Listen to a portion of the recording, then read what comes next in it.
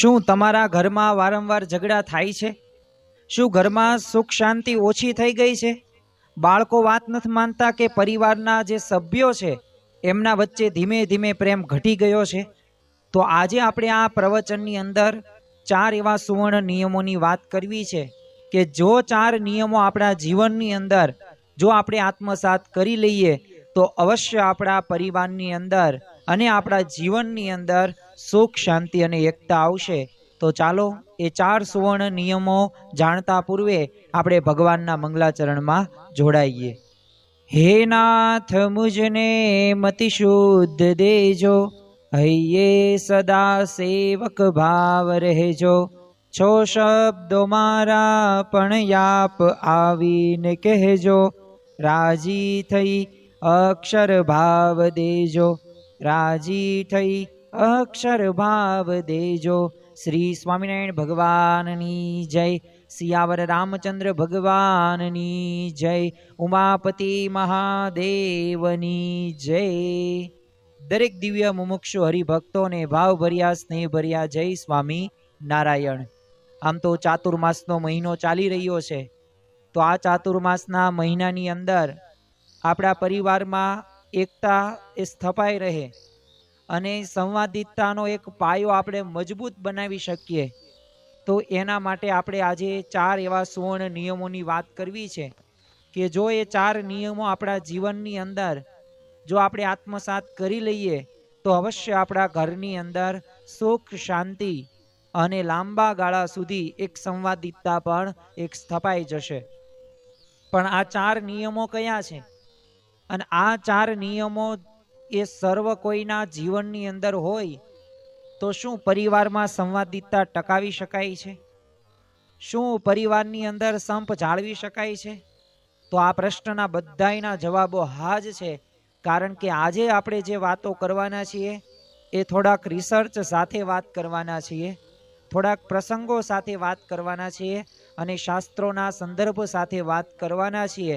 એટલે આજનું જે આ પ્રવચન છે એ અવશ્ય આપણા પરિવારની અંદર એ સુખી કરવા માટેના 4 નિયમો એ ખૂબ જરૂરી છે અને એ મધ્યવર્તી વિચાર સાથે જ આપણે આજે વાતો પણ કરવાના છીએ। પ્રથમ નિયમ તો એવો છે કે માથે બરફ મૂકીને જીવવું। આપણા જીવનની અંદર શું થાય છે, નાની નાની વાતની અંદર આપણે ગુસ્સે થઈ જઈએ છીએ, આપણે નિરાશ થઈ જઈએ છીએ અને એનું કારણ એટલું બધું મોટું હોતું નથી, પણ બસ આપણી ટેવ જ એવી હોય છે કે નાની નાની વાતને આપણે મોટી કરી નાખીએ છીએ। એક જંગલની અંદર એક વાંદરો હતો। આ વાંદરો હુપા હુપ કરે, બીજા બધા વાંદરાઓ શાંત, એટલા બધા હુપા હુપ કરે નહીં, એક ઝાડથી બીજે ઝાડ જાય નહીં।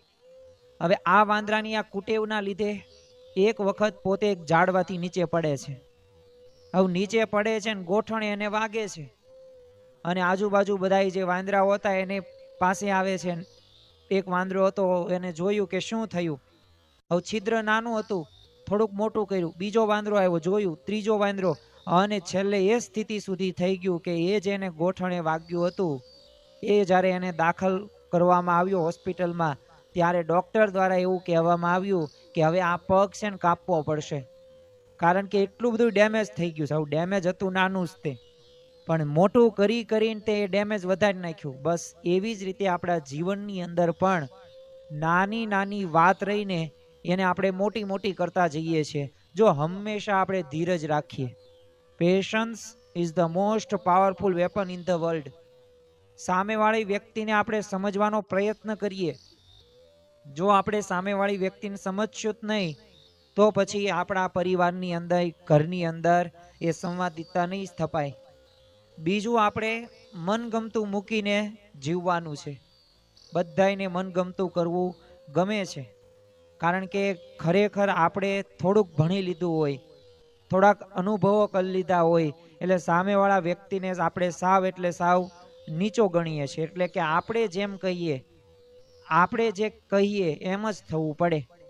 જો પરિવારના અન્ય સભ્યોની ખુશી માટે આપણી પોતાની પસંદ કે ઈચ્છાઓનું આપણે બલિદાન આપવાની આપણે ભાવના કેળવવી પડશે।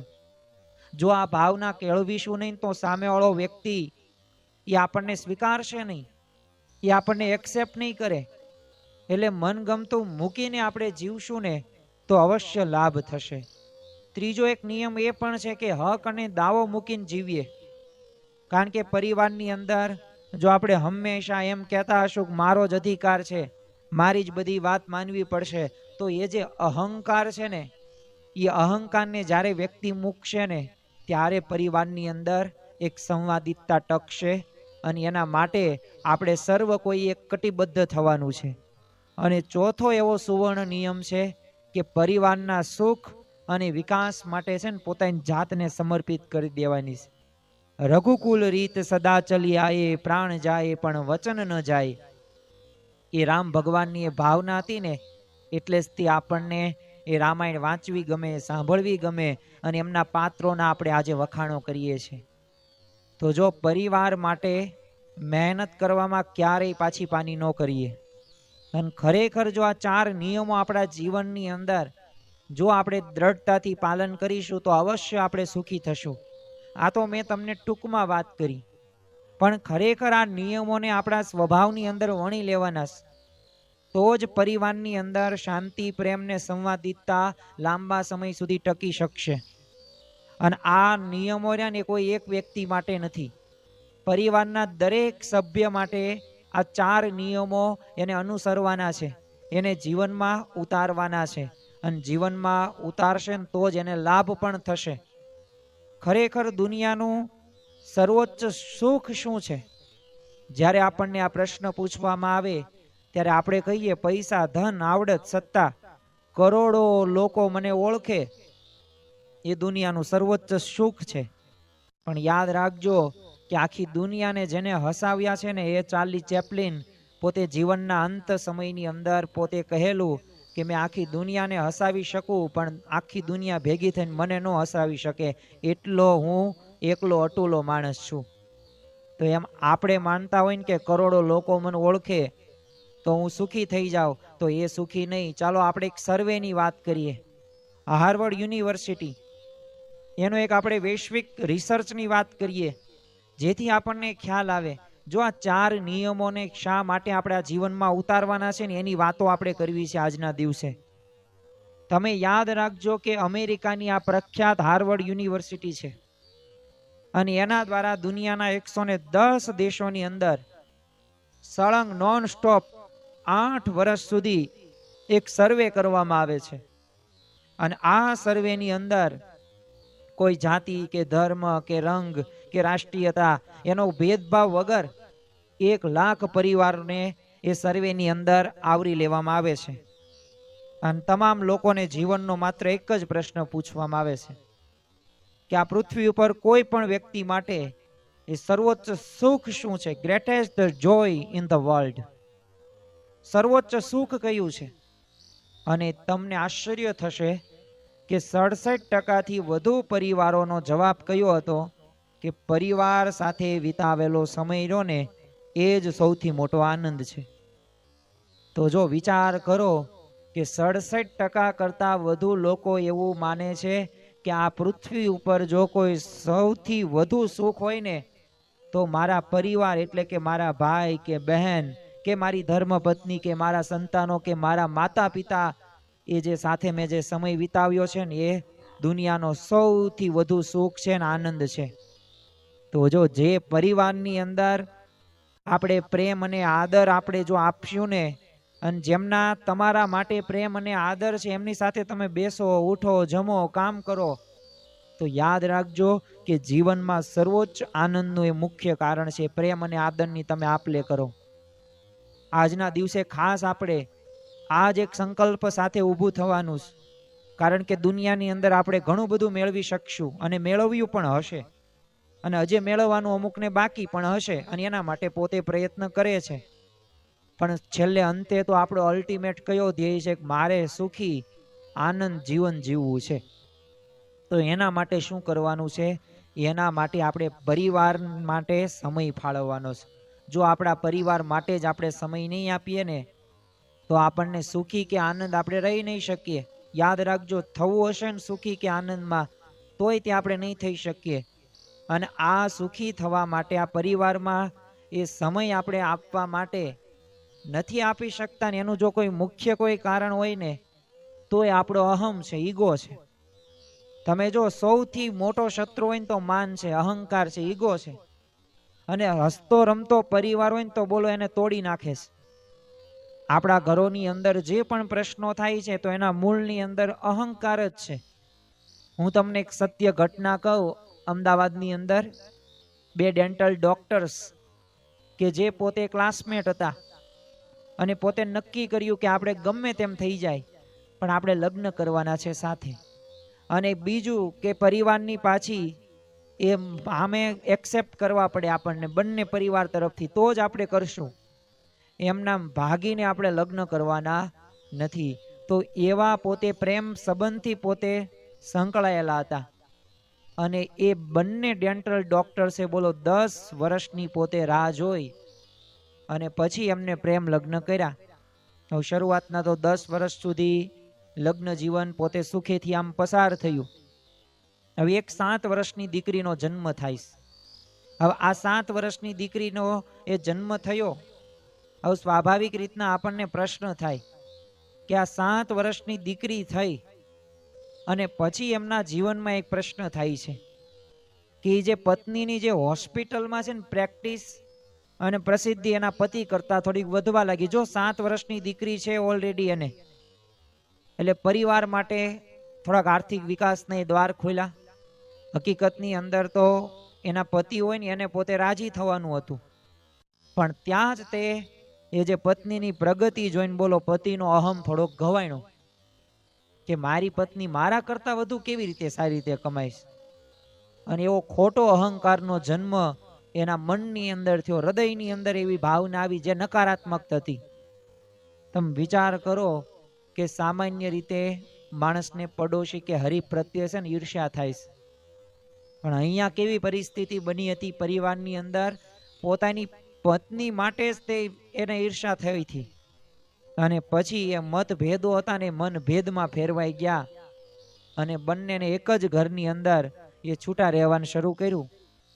થોડાક દિવસ સુધી આવી રીતે ચાલ્યું. 7 વર્ષની એની દીકરી છે અને છેવટે નિર્ણય લેવામાં આવ્યો કે હવે આપણે છૂટાછેડા કરી નાખીએ.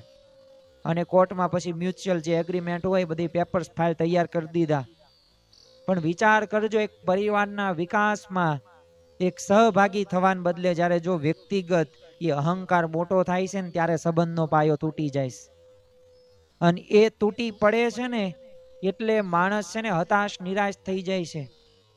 જો શિક્ષણ ગમે એટલું હોય પણ જો સંસ્કાર જ નહીં હોય ને તો બધુંય નકામું. એટલે જ તે વિશ્વ વંદનીય પ્રમુખ સ્વામી મહારાજ કહેતા કે જો તમે તમારા બાળકને સંસ્કાર નહીં આપો ને તો સંપત્તિ અને સંતતિ બંને ગુમાવવાનો વારો આવશે. વિચાર કરો, 7 વર્ષની એની દીકરી છે. હવે છૂટાછેડા વખતે જજે પૂછ્યું કે આ 7 વર્ષની જે બાળકી છે એની આ જવાબદારી કોણ લેશે એની ઉછેરની. અને ત્યારે આ માતાએ શું કીધું, જો માતૃદેવો ભવ પિતૃદેવો ભવ આપણા સંસ્કારો છે, પણ એક માતૃત્વને લજવાઈને એવું એ પોતે માતા બોલે છે કે સવારે છે ને 6 થી તો રાત્રે 10 વાગ્યા સુધી તો હોસ્પિટલના કામના કારણે મને સમય મળતો નથી. એટલે એને ના પાડી દીધી. પિતાએ જવાબદારી લેવાની ના પાડી દીધી અને એને એવું બહાનું કીધું કે હું એકલો આ બાળકીનો ઉછેર કેવી રીતે કરી શકું. 7 વર્ષની બોલો માસૂમ દીકરી કોર્ટમાં રડતી ત્યારે કસ્ટડીની અંદર અને વિચારતી રહી ગઈ કે મમ્મી કે પપ્પા મને બંને રાખવાની ના પાડે તો મારે ક્યાં જવું. અને ત્યારે એ નાની હતા ને એ બાળકીને ઉછેરવાની જવાબદારી લીધી. તમે વિચાર કરો, ત્યારે ઉચ્ચ શિક્ષણ પ્રાપ્ત કરેલા ડોક્ટર કપલે એક શરમજનક રીતે જવાબદારીમાંથી બોલો છુટકારો મેળવીને શું કીધું, થેન્ક યુ મોમ. બસ આ કહીને પોતે પોતાના રસ્તે ચાલ્યા જાય છે. તો આપણને એક પ્રશ્ન થાય કે નાની જ્યારે દીકરીને રિક્ષામાં સ્કૂલે લઈ જાય ને ત્યારે બાળકી પોતાના બંગલાને જોઈને પૂછતી ઘણી વખત કે નાની આપણે ફરીથી આ પપ્પા ને મમ્મી સાથે આ બંગલામાં ક્યારે રહેવા જઈશું. આ હૃદય દ્રાવક પ્રશ્ન રહ્યો ને એ પ્રશ્ન જ તે આપણને એક ખરેખર રડતા કરી મૂકે કે શું આ શિક્ષણ છે. ખરેખર આવું તો શિક્ષણ ન હોઈ શકે કે જેમાં પોતાની દીકરીથી છૂટા રહેવાનું હોય, પોતાનો અહમ સંતોષવાનો હોય. બીજાની પ્રગતિ જોઈને એ પોતાને ઈર્ષા થાય. આવું શિક્ષણ શીખવાડતું નથી. પણ જો સંસ્કારની ખામી હોય ને તો શિક્ષણને બધું લજવે છે, સંસ્કારો પણ લજવે છે. એ જો એટલે જ તે એક વાત યાદ રાખજો કે પરિવારની અંદર સુખ એ સાંત્વના અને જો આનંદમાં તમારે પરિવાર ચલાવવો હોય ને તો એના માટે એક યાદ રાખજો, જ્યારે દીકરીને તમે સાસરે વળાવો ને ત્યારે એક સારી એવી સાચી શિખામણ આપજો. માતા પિતા તરીકેની આપણી એ જવાબદારી છે. વિદ્યાનગરમાં પ્રમુખ સ્વામી મહારાજ બિરાજમાન હતા. એક પિતા છે ને પોતાની 2 દીકરીઓની લગ્નની કંકોત્રી લઈને આવે છે. શા માટે? પ્રમુખ સ્વામી મહારાજના આશીર્વાદ લેવા માટે.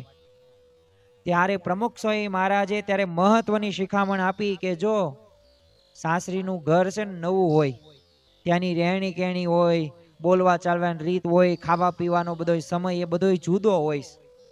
એટલે બધાય આવી રીતના પરિસ્થિતિ હોય, બધી અલગ અલગ હોય. હવે આ પ્રકારનું વાત કરી અને પછી જો અત્યારના સમયમાં તો કેવું હોય કે આપણે તો શું કહી દઈએ કે જો દીકરીને તરત કહી દે, થોડુંક પણ સહન ન કરતી, કાંઈ પણ થાય ને તો ફોન કરી દેજે, એમ તમ તાર આવી જઈશું દોડતા, ભલે 200 કિલોમીટર તું દૂર રહી, બાકી સહન તો 1% ન કરતી. આમ તો આપણે સીતા માતાના આખ્યાનો સાંભળતા હોય, સીતા માતાનું જીવન પ્રસંગ હોય તે સાંભળેલો હોય. પણ જ્યારે આપણી દીકરી સાથે એવી પરિસ્થિતિ બને ને ત્યારે સમજણ આપણે કામમાં લેતા નથી. એટલે આ ખરેખર છે ને દીકરીનું ઘર અને પરિવારને તોડનારી સંપૂર્ણપણે ખોટી સલાહ કહી શકાય. રોંગ એડવાઇસ આપીએ છીએ. પણ પ્રમુખ સ્વામી મહારાજે શું કીધું કે ઓછામાં ઓછા 2 વર્ષ સુધી શાંતિથી એ જોવાનું, સમજવાનું, ધીરજ રાખવાની, અને પછી એ ઘર છે ને તમારી દીકરીનું એનું થશે.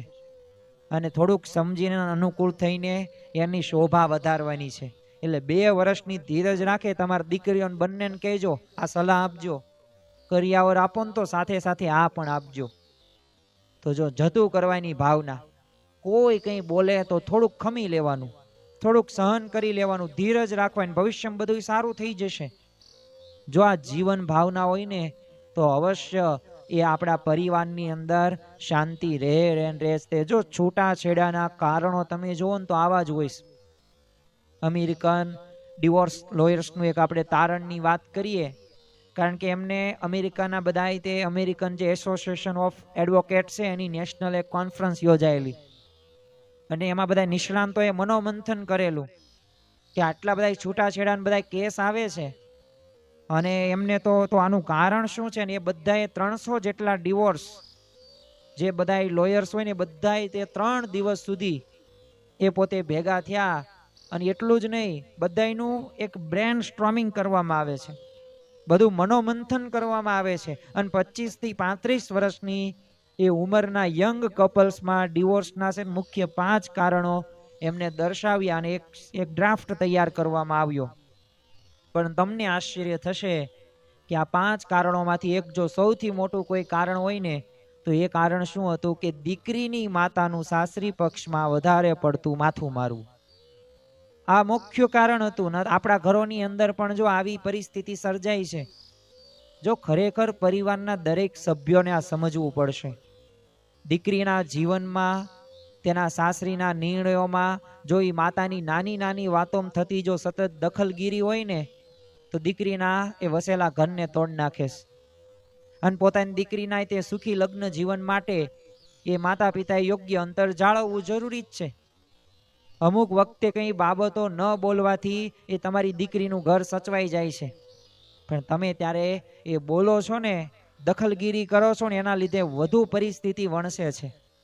બગાડવા કરતા સુધારવા માટેનો પ્રયત્ન કરવો. પ્રશ્નો સાંભળો, પણ પ્રશ્નોનું નિરાકરણ શું છે અને એ નિરાકરણ કેવું હોવું જોઈએ? તો એ નિરાકરણ આધ્યાત્મિક હોવું જોઈએ, બધાયનું હિત થાય ને એવું નિરાકરણ હોવું જોઈએ. ખરેખર આપણા જીવનની અંદર આ બાબતો આપણે સમજવાની છે. જો ગમે ત્યારે માતા પિતા કે વડીલો સાથે જ્યારે મતભેદ થાય ને ત્યારે એક વાત યાદ રાખજો, 3 એવી વાતો છે. પ્રથમ તો તમારે શું કરવાનું કે સાસુ કે સસરા હોય એમાં ક્યારેય ગેરસમજથી આમ ક્યારેક ખોટું બોલી જાય ને ખખડાવે, તમને ખબર જ છે કે ભૂલ સામેવાળાની, તમારી ભૂલ નથી, તો એક પુત્ર વધુને, એક પતિને એ તરત તે સાચો જવાબ એને નથી આપી દેવાનો, મૌન થઈ જવાનું, હાથ જોડી દેવાના કે હા મારી ભૂલ, ભલે ભૂલ હોય નહીં ને તોય ભૂલ સ્વીકાર લેવાની. બીજું વાત કઈ સમજવાની છે કે વાતાવરણ થોડુંક શાંત થવા દો. જ્યારે પણ વડીલ બોલે ને ત્યારે તરત આપણે બાયો નથી ચડાવવાની, એમાં વિવાદ વધશે. અને ઉતાવળમાં આપેલો જવાબ રહ્યો ને એ યાદ રાખજો કે પરિવારની સંવાદિતતા તોડી જ શકે. એટલે વેઇટ એન્ડ વોચ, 2 દિવસની રાહ જુઓ, પછી પરિસ્થિતિ સામે શું તમને જવાબ આપવાનું કે એ પ્રમાણે તમે જવાબ આપો. અને ત્રીજું એક સ્ટેપ છે કે શાંતિથી સ્પષ્ટતા કરો. જ્યારે વાતાવરણ શાંત થઈ જાય ને ત્યારે વડીલો સાથે આમ બેસીને પ્રેમથી એમને સાચી હકીકત જણાવી કે મમ્મી તમે મને આવું કહ્યું હતું ને, પણ પરિસ્થિતિ છે ને આવી હતી.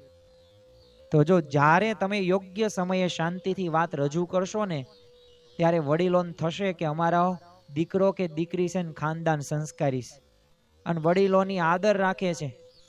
એટલે આ માત્ર પરિવાર પૂરતું જો સીમિત નથી, યાદ રાખજો, સમગ્ર સમાજની સુવ્યવસ્થા જાળવવા માટે અત્યંત જરૂરી છે. એટલે આ પરિણામ રહ્યું ને એ માન સન્માનમાં સામુકનો વધારો કરશે. તમે આ 3 સ્ટેપ પ્રમાણે તાત્કાલિક મૌન જાળવો, વાતાવરણ શાંત થવા દો, શાંતિથી પછી સ્પષ્ટતા કરો, તો વાંધો નહીં આવે. અને બીજું એક યાદ રાખજો કે જે અત્યારના સમયની અંદર સૌથી મોટો ભયંકરમાં ભયંકર એ પરિણામો જ્યાંથી આવે છે ને એ સોશિયલ મીડિયા. કારણ કે જે વાસ્તવિક સંબંધોનો જો સૌથી મોટો જો કોઈ દુશ્મન હોય ને તો આ સોશિયલ મીડિયા જ છે. કારણ કે આ ડિવોર્સ થાય છે, છૂટાછેડા થાય છે, ઘરમાં મનભેદ મતભેદ થાય છે. કારણ કે એ જે લોયર્સની જે કોન્ફરન્સ હતી ને તો એમાં એક બાબત એ પણ આવેલી કે સોશિયલ મીડિયાનો વધુ પડતો ઉપયોગ.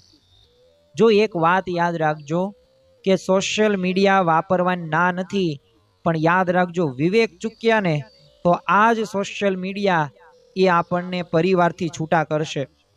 તમે અજાણ્યા લોકો સાથે ચેટિંગ કરો, તમે પરિણીત છો છતાંય તે જો તમે ચેટિંગ કરતા હોય, વિડીયો કોલ કરતા હોય, વોઇસ કોલ કરતા હોય, એવા મેસેજિંગ કરતા હોય, તો યાદ રાખજો કે વાસ્તવિક જીવનના જે સંબંધો છે ને એ જીવનમાં તમે સમય નહીં આપી શકો.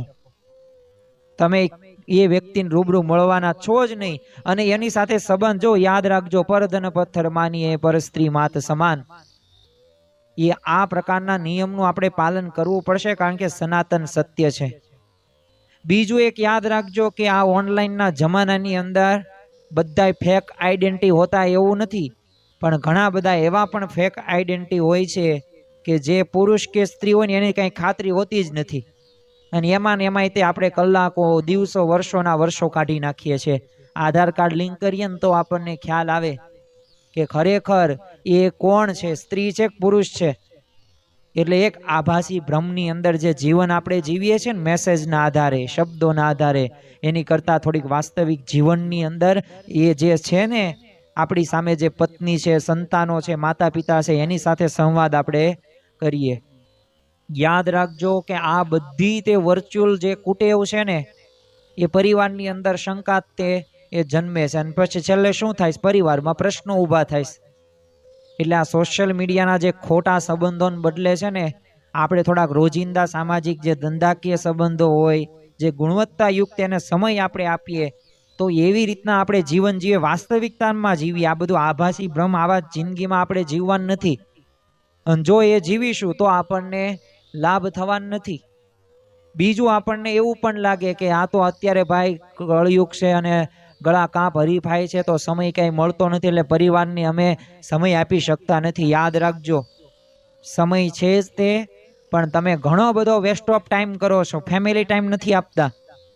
તમે વિચારજો, તમે પરિવારમાં સંવાદિતતા જાળવવા માટે 11-12 વાગ્યા સુધી વિના કારણે મોબાઈલ ચાલુ રાખવાની કોઈ જરૂર નથી.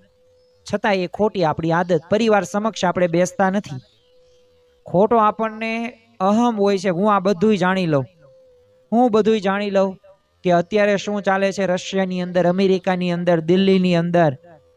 તો આ પ્રકારના જે જાણવાની ઘણી ન જાણવાનું પણ આપણે ઘણું બધું આપણે જાણીએ છીએ, વધુ પડતી માહિતી રહીને એ વ્યક્તિને દુઃખી કરે છે. તો ખોટો અહમ કે માના બધું મને ખબર છે, કાંઈ બધી કંઈ ખબર હોતી નથી. અને સવારે તે આપણે ડેટા આપણે ચાલુ જ હોય 24 કલાક. અને વિચાર કરો, ગુડ મોર્નિંગ ના, ગુડ આફ્ટરનૂન ના, આવા મેસેજ ને કેટલું બધું આપણે ફોરવર્ડ કરીએ છીએ, સદંતર બગાડ છે. અને એક તો અત્યારે કેવું છે, ડબલ બ્લુ ટીકની માયાજાળમાં ફસાઈ ગયેલા છીએ. એટલે તરત તે ડબલ બ્લુ ટીક થવી જ પડે ને, તાત્કાલિક થવી પડે ને. જો ન થાય તો એના માટે એ છે ને મારા માટે સમય નથી ફાળવતો. તો આવા ઘણા બધા કારણો છે કે જેના લીધે એ આપણને આ જીવનની અંદર પ્રશ્નો થાય છે. પણ હવે આપણને એક એવા મુદ્દા ઉપર આપણે વાત કરીએ છેલ્લી 5-7 મિનિટ, કારણ કે આપણા દરેક પ્રવચનની અંદર પ્રશ્નો તો હોય છે, પ્રસંગો તો હોય છે, પણ સમાધાન પણ હોય છે. તો સમાધાન શું છે? વિશ્વ વંદનીય પ્રમુખ સ્વામી મહારાજે શબ્દ દર્દો કી એક દવા એક આપણને કહ્યું છે ને, એ છે ઘર સભા. તમે જો શતાબ્દી મહોત્સવ પ્રમુખ સ્વામી મહારાજનો 2021માં જ્યારે ઉજવાણો ને, પ્રમુખ સ્વામી મહારાજ શતાબ્દી મહોત્સવ, ત્યારે એક હૃદય સ્પર્શી એક સંદેશ હતો કે ઘર સભા નિત્ય કરવી. તો માત્ર ટીવી જોવું કે સાથે જમવું પૂરતું નથી. અઠવાડિયાની અંદર 2 દિવસ આપણે એવા ફાળવીએ કે જ્યાં આપણે ઘર સભા કરીએ. હવે ઘર સભા એટલે એવું નથી કે પ્રમુખ સ્વામી મહારાજ BAPS સંસ્થાના પોતે વડા હતા, ગુણાતીત પરંપરાના હતા, એટલે આપણે એમના જ પુસ્તકો નહીં. તમે શ્રીરામ ભગવાનને માનો છો તો તમારા ઘરે રામાયણ હોય ને તો 5 મિનિટ તમે પહેલા તો ભેગા મળીને ભગવાનનું નામ સ્મરણ કરો. પછી રામાયણમાંથી તમે 5 પેજ હોય કે 3 પેજ વાંચો, સદગ્રંથોનું પઠન કરો.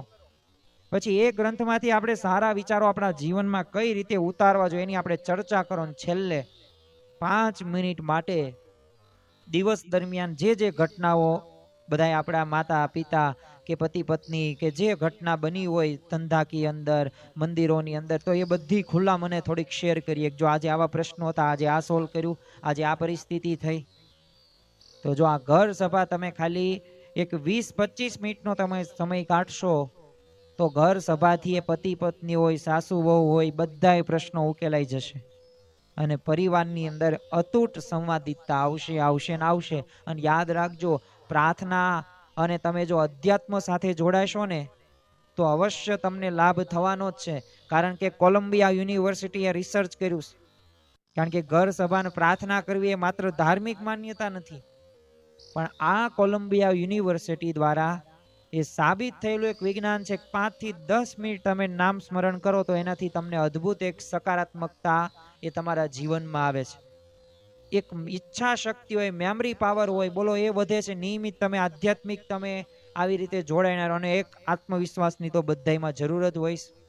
તો ભગવાનમાં તમે શ્રદ્ધા રાખો ને તો આત્મવિશ્વાસ અત્યંત મજબૂત પણ થાય છે. અને યાદ રાખજો કે જીવનમાં દુઃખ અને મુશ્કેલીઓ તો આવવાની છે, અપ્સ એન્ડ ડાઉન થવાની છે. તો સહન કરવાની શક્તિ પણ એ તમને એમાંથી એ અનેક ગણી વધી થાય છે. અને સાથે સાથે આપણા જીવનની અંદર પરિવારમાં જે સંપ માટે જે આપણે પ્રયત્ન કરીએ છીએ ને કે આ મારે સંપ વધારવો છે, તો યાદ રાખજો એનાથી સંપ પણ વધશે. અને વડીલો કે કોઈ વૃદ્ધો હોય ને તો રોગ પ્રતિકારક શક્તિમાં પણ વધારો થવાનો છે. તો ખરેખર જો આ ઘર સભા આપણે કરીએ તો અવશ્ય આપણને લાભ થાય. તો આપણે સર્વ કોઈ અહમનો ત્યાગ કરવાનો છે. કે આ રીતે આપણા સંબંધોની અંદર અહંકાર આવો ન પડે. સમય અને સમજણ રહીને એ જ સૌથી મોટી સંપત્તિ છે. કારણ કે સમજણથી જ સુખી રહી શકાય છે. અને બીજું, સોશિયલ મીડિયાનો આપણે વર્ચ્યુઅલ દુનિયાને વ્યસનમાંથી બહાર આવીને થોડાક આપણે વાસ્તવિક સંબંધો છે ને એમાં થોડોક સમય આપણે સિંચીએ તો આપણને અવશ્ય એમાંથી લાભ થશે.